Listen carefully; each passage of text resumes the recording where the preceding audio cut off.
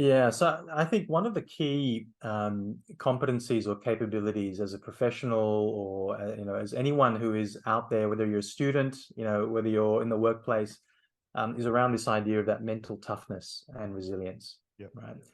And for us, we use this framework that comes out of the UK from AQR, which is the 4C model, right? So commitment, confidence, challenge, and control.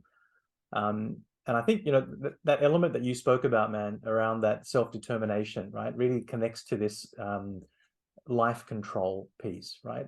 Do I believe that I am the driver of my destiny, right? Yep. Or am I the victim? Am I the passenger that's sitting next to the driver, right? And things are just happening to me, right, on a regular basis, Do you think though, right? Gage, do you think this is on a continuum or it's distinct? Because in my personal experience, Mm. I think personally I've run into issues becoming too much of a driver. Absolutely. And in fact, we have a term in psychology, we call it strengths overdone, right? Right. So when you take your strengths and you take it over the edge, right? It is absolutely possible then for them to become toxic to yourself and to other people, right? Right. They become what we call derailers, right, to your path to success. So absolutely, man.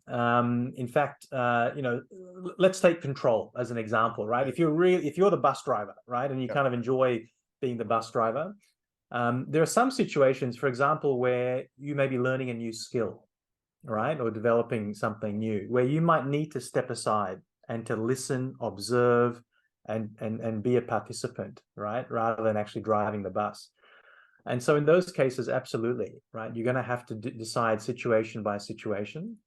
In most situations, however, I find there is a general rule that I tend to stick to, which is, an old adage from a sports psychologist who helped the Poms beat the Aussies in the Ashes many years ago, who said it was about controlling the controllables.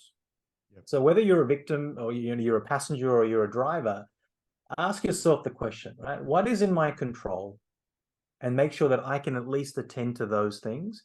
Mm. There may be, in some situations, not many things that I can control, right? And that's okay, right? That happens, that's life. But in situations where you have got some things in your control, maybe it's about, I'm going to control how well I listen, right, to the person giving instructions, right?